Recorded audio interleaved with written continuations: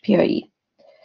All right, so actually, before we talk about the POE, I just want to speak to you guys about your assignments. So I'm sure that you saw, if you went and had a look at your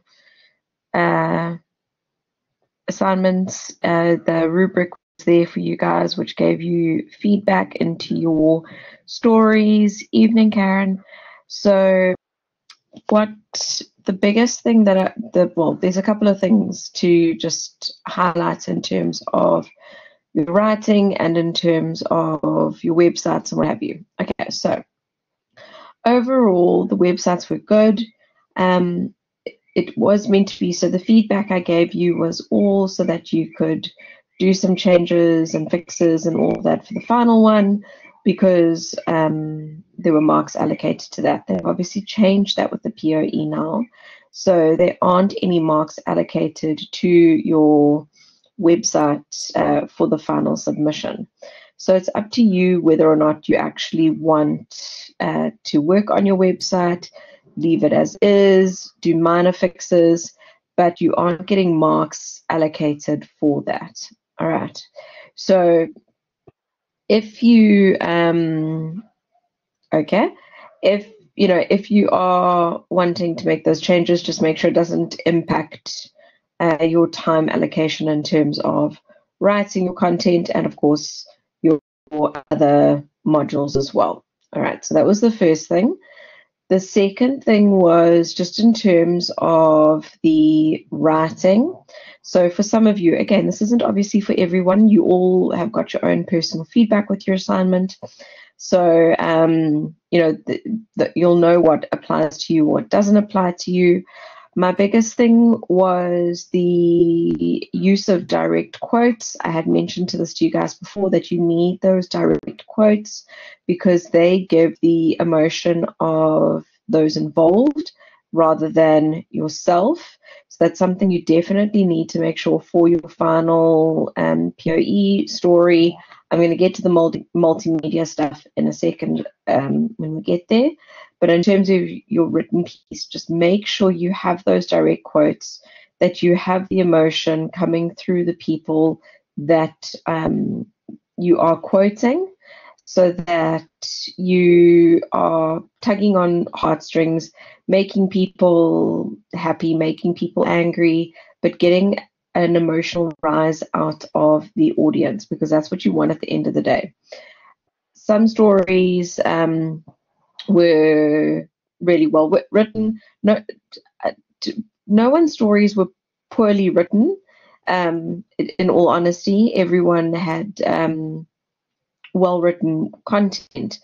It was more just making sure that the content was journalistic in its approach, and it also was making sure that you didn't write like you were writing an academic piece. So what quite a few people did was they still kept the formality of academic writing and just kind of removed the in-text referencing and that. So some of the pieces just felt a little bland, a little lifeless. So that's what we've got to work on for the final. I know it is a transition, guys. It is a big difference writing for academics than writing for JRN. So, for your POE, you've just got to spend a bit of time. And also for the POE, they've kept a stupid low word count again. But it's just about trying to think about how your direct quotes and how your information is going to get a rise out of someone. Now, that's not only anger, but happiness, interest, joy, that kind of thing. That is what those quotes are meant to be there, so that you can get some emotion out of someone.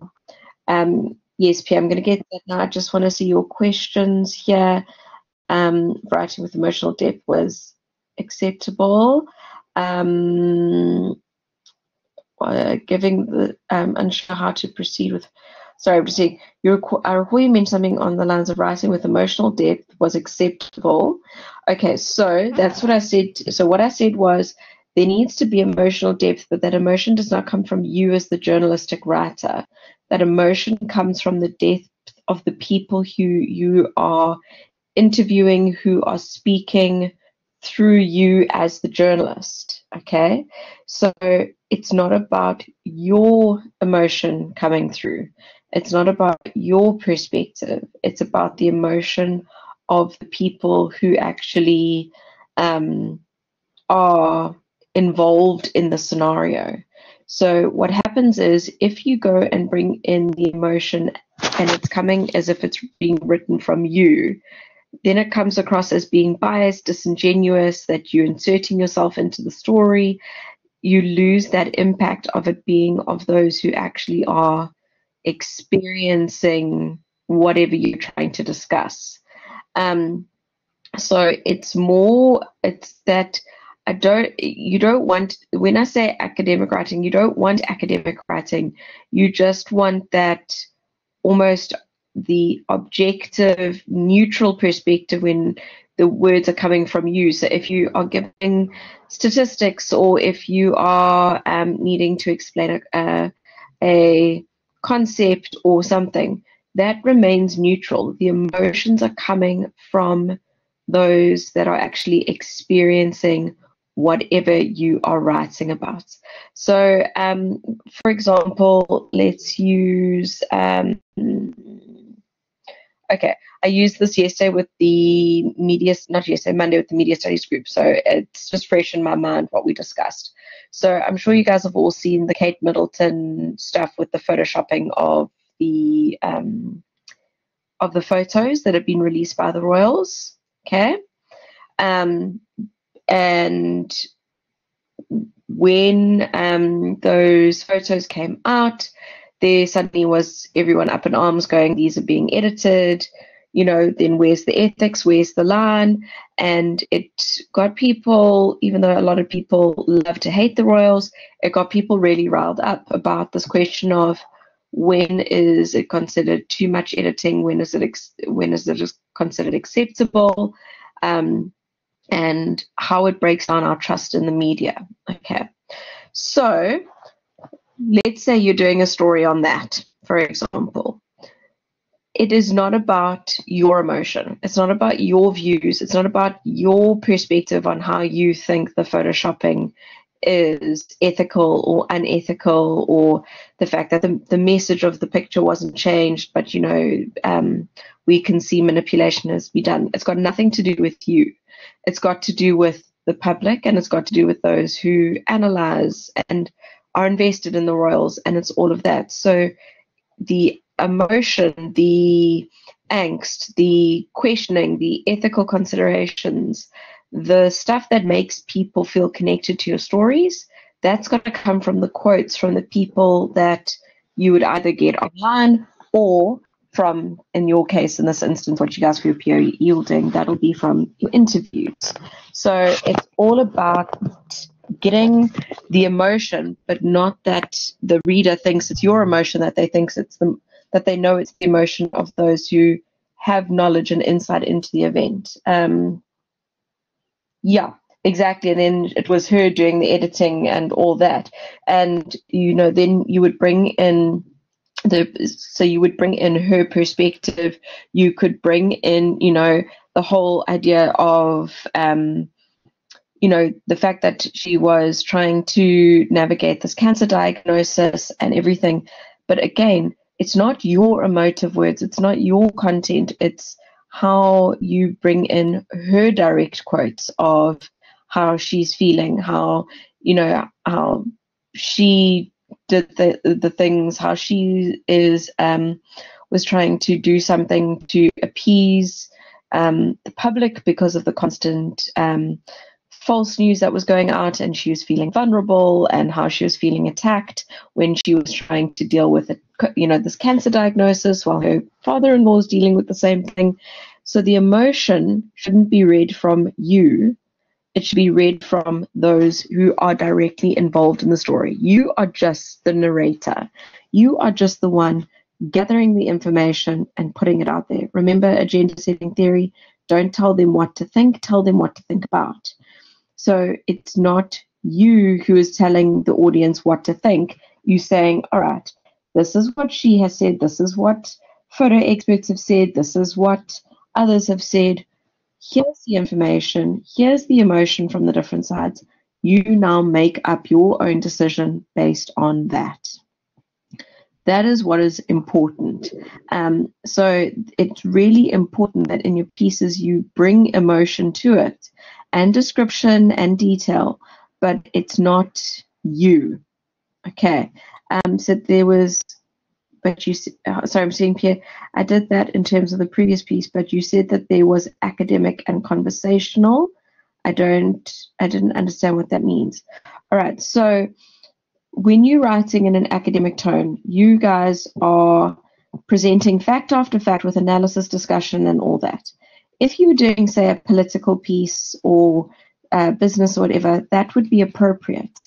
If you're doing something to do with arts, culture, entertainment, or anything, you do take on a more conversational role. But there's a difference between conversational, as in like how I'm conversing with you now, and how you're conversing with a friend, and where you completely simplify your language.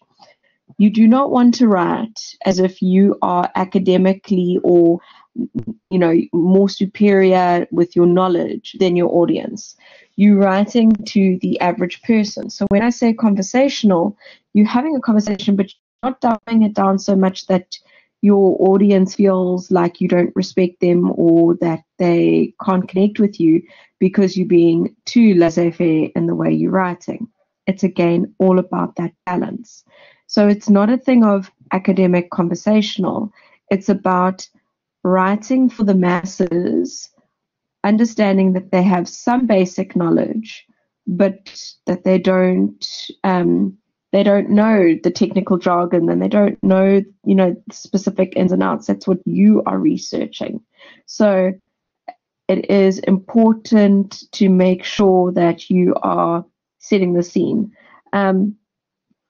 So you're sort of telling a story like a real story. Yes, to a certain degree, Pierre. So that's what I've said to you guys before. It's a narrative. It's describing. You fly on the wall, looking down, describing the events, discussing the events, but you are not in the story. Okay. Because the moment you are in the story, you are taking the focus away from the people that you are writing about. I love writing, but felt so cut off from what I was putting out when trying to write in this way. I need practice. Do other students struggle with this when making this transition? Yes, pretty much every single student that I have battles with this transition, Karen. It's not you. It is, yeah. I think out of all the years I've been teaching JRN, especially at third year level, you probably find I've had one or two, and that is purely because they've either had an interest in JRN for a long time, so have started practicing long before. Like I have a student currently at Durban North who's already been writing stuff that he has sent off to get published, at like little indie publications and stuff. So he's been practicing this outside of academics for quite a while. So for him, the transition was smoother, but it wasn't perfect. It's taken us a while to not change, but to bring in this personal and the quotes, because again, he was writing academically. He was writing a narrative without the quotes, without the depth that you guys need to incorporate. So you are not alone. It is pretty much every student. What is going to be important for your PRE is obviously taking what you've learned from this first writing exercise and developing it, making sure that quotes are prominent, making sure the voices of those that you're going to be focusing on are going to be key in your actual story, that the emotion comes through them and not you. Sorry, let me just read what Pierre's saying. I'm saying could make something effective. It's not the greatest example, but I want to know slam dunk on the beat. And there's passionate piece illuminates the studio. The Jessica Briggs is in tune with her music passions. By the new sense of passion in my music transcends me to the beat of the nation. In a fresh and a new beat to the world of Brazil. Yeah, so what you're seeing there is the direct quote is coming from her. So she's showing her perspective of how she feels about her music. That is what is important there. It's not your interpretation of what she's saying and her views on music. It is directly from her. That is what is important there. Okay.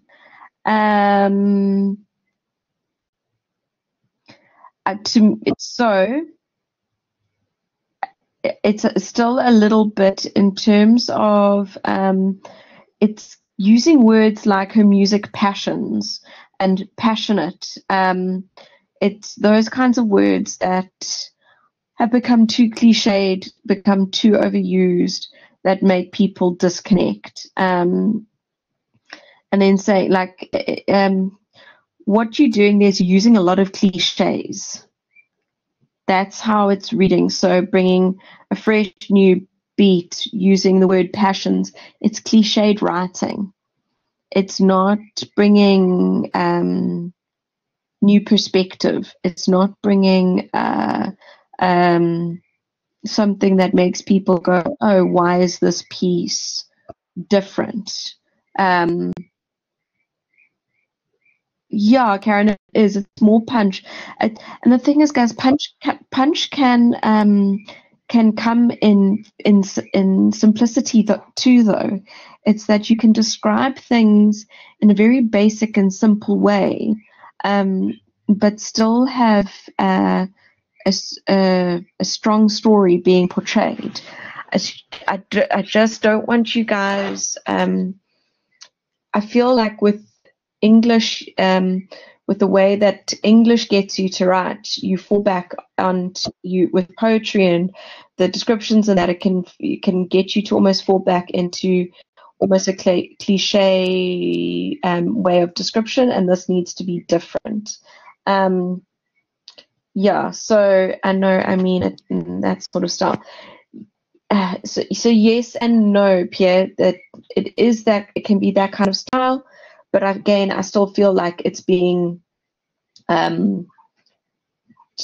I don't know how to explain it in a better way besides saying that it feels like it feels like the other stuff besides her quote is just feeling a bit too cliche. It's like the stereotypical piece of, you know, a musician or a new music artist breaking into the field, or, you know, releasing a new album, and this is what they say, and it just feels like it's the same kind of story you've read time and time again, which is yeah, I just feel like there is a way that you could write it that's more expressive and makes the story different from others.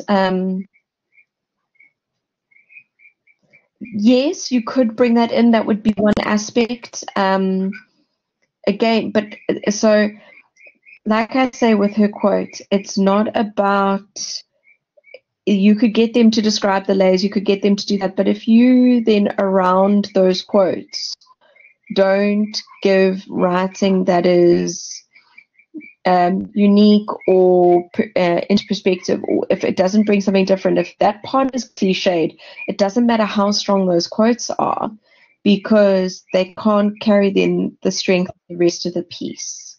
Okay, that's what I'm trying to say, is that you've got to be careful. I think if you're an enterprise journalist, you ought to become a better writer. Yeah, Karen, and conciseness is actually important, and it's there is description without it being fluffy and again cliched and over the top, and it's about choosing selective words that give that punch and that description, that you know, that you're not trying to stretch it out to 4 or 5 words, especially when you only have, in your instance, 600 words to write. So what I think you guys need to work on more than anything is, for one, so okay, let me relate it to the POE, because it's going to help with what we're discussing. Just to bring it up, you're going to see it's exactly the same as your assignment, essentially. Okay, just with one slight difference. Okay, so the difference in what you are going to be doing for the POE is that where before you were just writing a business, tech, science, whatever piece, okay, so you get to choose your beats: business, technology, science, environmental, arts, culture, lifestyle, or entertainment. Okay, you already have your website. You can continue with that style of writing that you have been, that like the overall look and stuff. You do not need to now suddenly go and change your whole website, the way you're going to write your stories and all of this. I've been using that one student that's doing the gaming stuff on campus, just as an example, because his is so different. Like for him, it's all his stuff's about gaming and the artistry and all that. But now you have to choose a written piece that falls. Your written piece has to either fall into participatory, community, humanitarian, or activism. So your pieces are actually have got to have more of an impact than your everyday written piece. So like for him, he's doing gaming but activism, which sounds crazy, but there's a whole movement in terms of LGBT representation and trans and all that, and that actually falls to activism. So even if you're doing music or if you're doing culture and arts and stuff, it can still fall under these more hard-hitting, bigger specialist fields of participatory, community, humanitarian activism. So you guys have got to think about the pieces that you're going to write, how they're still going to fit in with your overall website that you have created, while fitting into these specialist fields of journalism. So, for example, if you did tech, you could go into any four of these fields. Participatory, it maybe could be something where you're looking at AI, and you embed yourself into a company focusing on AI. Community could be about tech within your area in terms of digitizing of community broadcasting of information, or the use of self-checkout, as simple as things like that. Or you go full on humanitarian about how tech should be used to, like with GMO foods, and trying to encourage seed production that can withstand harsher climates, in the hopes of increasing food productions in more rural areas. Maybe it's activism to do with what's been happening with the AI and the SAG award, not SAG awards, the SAG, the writers community, or how AI is being used to represent celebrities and actors and all that, and how there is this, fighting against it. Like with the SAG strike, it wasn't only about pay, it was about how they were threatening to create scripts to replace these writers. And that obviously is a big activism thing. So what you're doing now is you're not just writing for the genre as a whole, but it's got to fall into one of these categories. And because these categories are more in depth, this is what I'm talking about, is that the emotion has to come through here. The happiness, anger, the angst, the frustration, the whatever the emotion is, I've got to feel something when I read your pieces. I've got to be able to read it and go, yeah, that works with humanitarian. Yes, that works so well with activism. I could see that this is something that, you would be with participatory, that you'd be involved for a while. I've got to feel something. Every single beat that they have listed there should elicit some form of emotion from me, because all of them have got some form of happiness, anger, frustration, fear, everything. I've got to feel something, and I shouldn't be reading it and going, this is a cliched piece. I could go and Google your exact topic and the exact same story comes up online 20, 30 times over. You've got to find the different angle. Does that make sense? Do you understand what I'm saying about trying to bring in that emotion?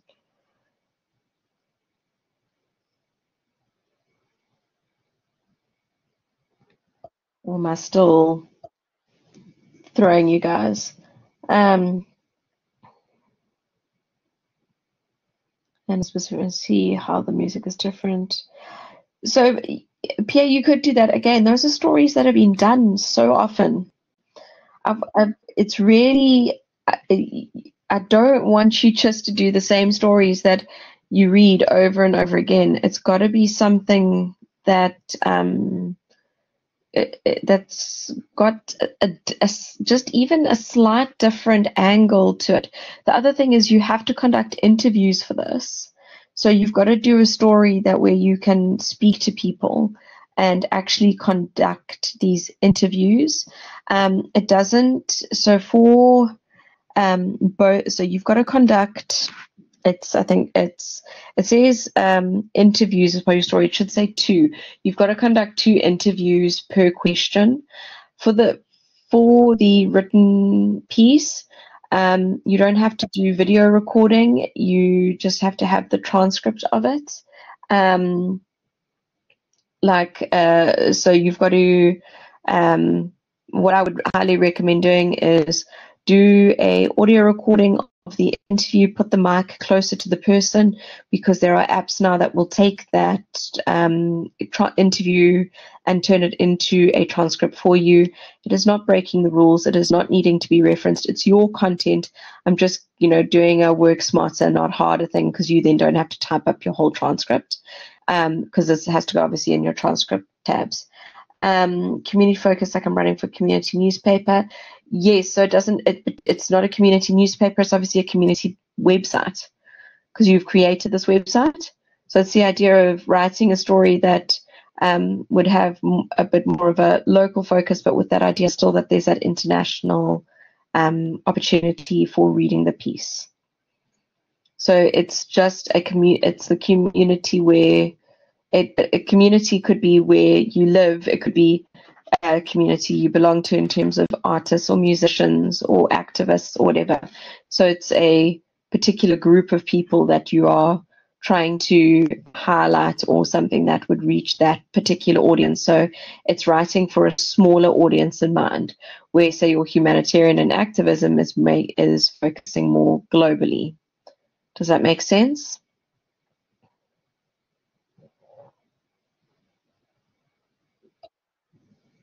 Okay. So what's important, guys, is that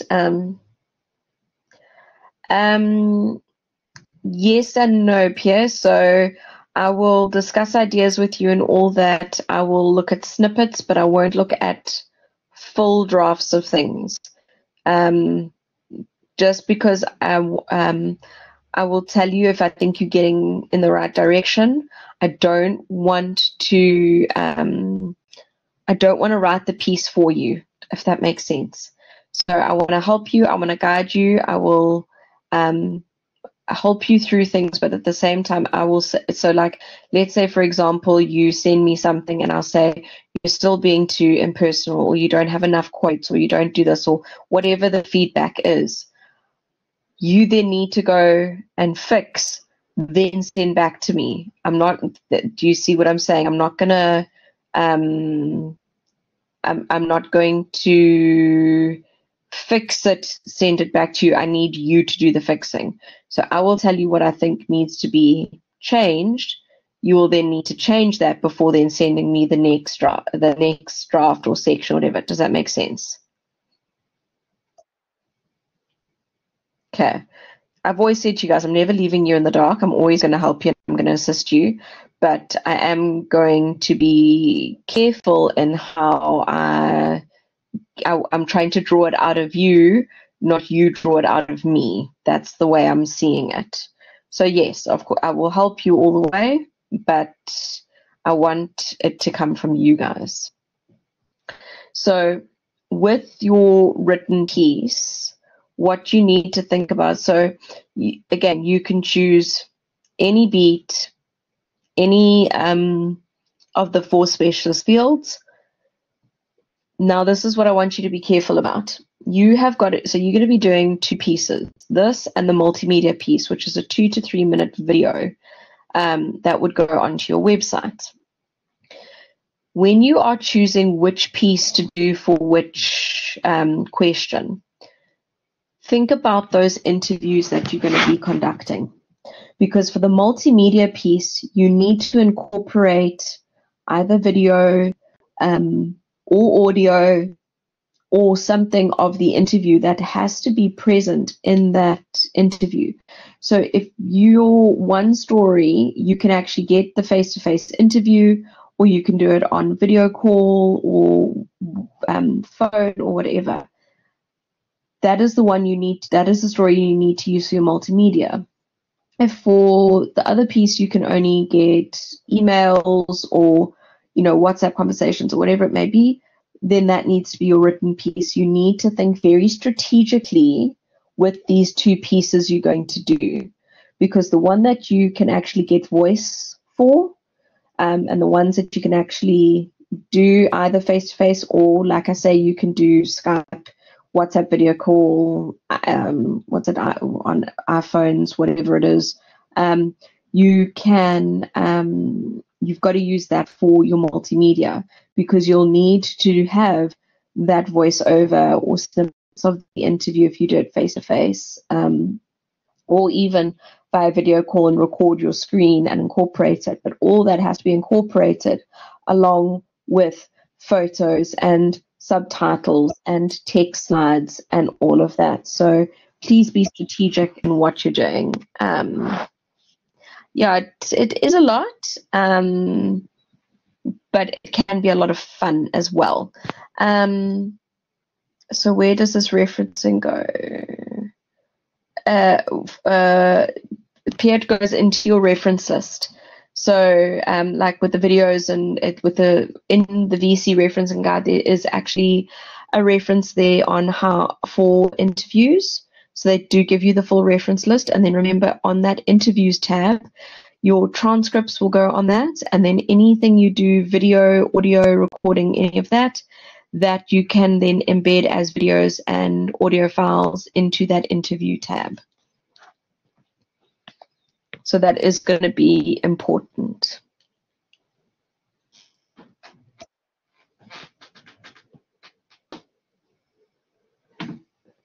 Okay. Sorry, guys, I just need to yawn. But is it referencing you? Is it, no, so you're not referencing your work, you're referencing the interviews. So for any photos that you take, any video footage stuff, that, which I'm going to go through in our next collab. I'm not going to go through that tonight because I know that I'm just springing this all on you now. Tonight was just about like getting these ideas running through your head. Any photos, whatever you do credit yourself. And what I have said to my Durban North crowd is that I would highly recommend, if it is possible for your written story, if you can take your own photos, take them, caption them, then you do reference your own self in your images reference list, and then you'll reference yourself in your own work. In your videos, so your multimedia videos, you are able to incorporate your own videos, your own photo, as well as stuff sourced from the internet as well. It doesn't have to be only your own work. So like when I was speaking to the Durban North crew yesterday, they were going, but they don't want to have like the video of the person they interview in it, but they want the audio. So I said, that's absolutely fine. So you get them, you would take a snippet of the audio. You can use all the free to use software on Microsoft, Apple, Snapcut, all those things on your phone. You don't need to go and use fancy software. You can use what's free and available or stuff that you might be comfortable with. You can even use TikTok and all that kind of thing. It is a bit more difficult than with the audio and that. Then let's say that there's a particular voice clip that you want to use that is a really nice quote. Then what you would have is, while that quote is playing, you'd have the subtitles of what is being said at the bottom, and then you transition through multiple photos in the background with some nice smooth transitions while that person is talking. You don't just have a blank screen or just one graphic or whatever like that. Up here. Yes, exactly, Karen. So you guys, everything can stay exactly the same. All that you're going to do is you're going to be linking these stories to social media pages. That's the other thing that they do mention, is linking this to social media. I'm not going to speak about that tonight. I'm not going to overwhelm you that much. I will speak about that in our next collab, because then you should have had some time to work on these two things, which are the main things.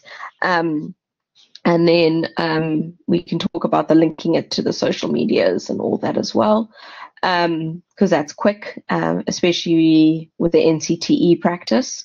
So that's not going to be problematic.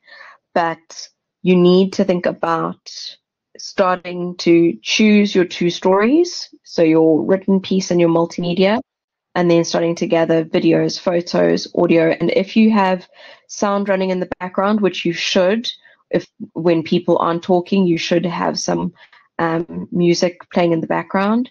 It's got to be royalty free, and it's got to obviously be appropriate and match your topic. Okay. Oh, shame. Yeah, I know INRS is big. I get it. That's why I'm trying to spread it out. So like tonight is, think about your story ideas, start the research process. Our next lecture will be about the social media, the videos, the photos, all that. But what I would recommend doing in these next 2 weeks is start setting up your interviews, choosing your story topics, running your story topics by me, starting to do the interviews and getting all that done. So I can still pick images if need be and do the referencing, like screenshot one. No. You would do proper captions, like you'd see in a newspaper or a website or whatever. Or you're talking about the full reference list at the end. Yeah, sorry. Before I'm thinking about the right thing. Are you talking about your reference list or in your actual pieces in question 1 and 2? Because it wouldn't be screenshots. You would, well, I guess you might have screenshots of like Instagram or Twitter or all of that. Otherwise, you'll be sourcing pictures off the internet, like from news sites and that kind of thing. I mean, oh yeah, so it would be, yeah, then in the reference guide it would be screenshot 1, image 1, all that kind of thing. So like within your multimedia or underneath, you would give the caption, also give the image a title, and then have the caption that goes along with it, just for the referencing purposes. So we could put the video together in iMovie or something like that. Yeah, no, iMovie actually is really good. Because what's good with iMovie is it's good with it's different, the functionality of it. It has nice transitions. The one thing I would recommend, if you're doing a video of the person you're interviewing, I would also audio record them at the same time. Then you can import the video and the audio file separately. Then you're not having to split them and then trying to capture stuff. It can make the editing process easier for you, but if not, it's not a need. It's if you want. Yeah, so listen, Samsung and Huawei, and that they are just as good as iPhones, but just think about what you're doing. So more than anything, I just want you guys, please, before you actually go ahead and start like contacting people for interviews and all that kind of thing, please just run your ideas by me. So I can say to you, this is too generic, or, you know, that's good, or whatever. So please just run them by me, because I just obviously want to give you guys the best possible advantage. So just like tell me what you're thinking, slight little breakdown synopsis of it, and then I'll say to you, too general, fix this, fix that, that kind of thing. It's a pleasure. I just know it will help, and then it means I don't want you to do all this research over the next 2 weeks, do all the stuff, and then suddenly I say to you, I don't like that, or I don't think that's going to work, or whatever. All right. Any other questions? Because that's all I needed to do with you guys tonight. So I just want to know if there are any other questions that you might have. I know I've given you a lot to think about.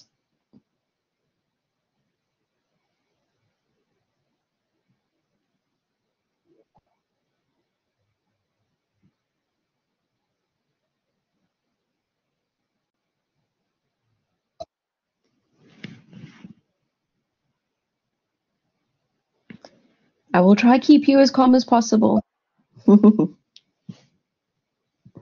I know the interviews are always where everyone's out of their comfort zone, but I know you guys can do it. And it's not me being cheesy. I know you actually can. Just remember to have a nice balance of open and closed-ended questions to make sure that you get sufficient information to be able to use like the people's voices for quotes and stuff. That's the only thing I can suggest. I do have faith, and I will help you as much as I can without doing the work for you, as it were. Okay. All right, guys. Well, then that's us for tonight. Yeah, exactly.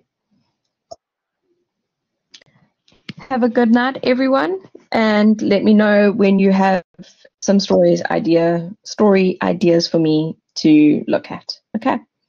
I'll chat to you all soon. Bye, guys. Night.